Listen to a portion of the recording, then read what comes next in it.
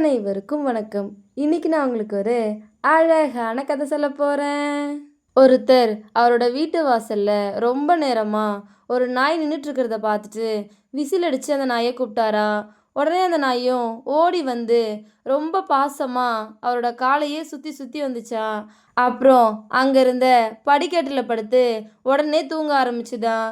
இந்த நாயை பார்த்தா ரொம்ப செல்லமா வளர்ந்த நாய் மாதிரி இருக்கு. ஆனா இங்க ஏன் வந்துச்சுன்னு தெரியலையே அப்படின்னு ரொம்ப குழப்பத்தோட அவரும் தூங்க போனாராம். அடுத்த நாள் அவரு ஆஃபீஸ் கிளம்புற வரைக்குமே அந்த நாய் எழுந்திருக்காம நிம்மதியா தூங்கிட்டு இருந்துச்சாம். அவரும் அவங்க வேலைக்காரங்க கிட்ட இந்த நாயை பார்த்துக்க சொல்லிட்டு ஆஃபீஸ்க்கு கிளம்புனாராம்.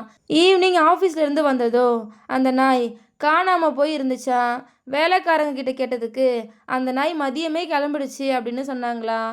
அடுத்த நாள் ஆஃபீஸ் கிளம்பும்போது பார்த்தா மறுபடியும் அந்த நாய் அதே மாதிரி ரொம்ப பாசத்தோட அவருடைய காலை சுற்றி சுற்றி வந்துட்டு அந்த படிக்கட்டுக்கு கீழே போய் தூங்க ஆரம்பிச்சுதான்.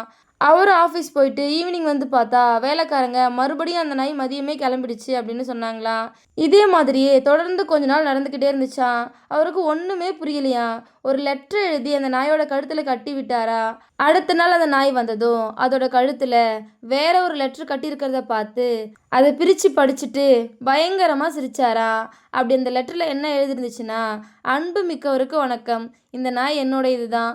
ரொம்ப நாளாக என்னோட மனைவி கத்தி கத்தி சண்டை போடுறதால விடிய விடிய தூங்காம கஷ்டப்பட்டுக்கிட்டு இருந்துச்சு. இப்போதான் உங்கள் லெட்ரு மூலியமா தினமும் காலையிலேருந்து மதியம் வரைக்கும் நிம்மதியாக தூங்கிட்டு வருதுன்னு தெரியுது. என்னோட நாயை பார்த்துக்கிட்டதுக்கு ரொம்ப நன்றி.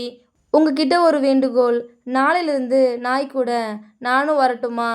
ஏன்னா நிம்மதியாக தூங்கியே பல வருஷம் ஆயிடுச்சு அப்படின்னு எழுதிருந்துச்சா. இதோட இந்த கதை முடிஞ்சிருச்சு. இந்த கதை உங்கள் எல்லாருக்கும் பிடிச்சிருக்கும் நம்புகிறேன். இன்னொரு அழகான கதையில் நாளைக்கு சந்திப்போம். நன்றி.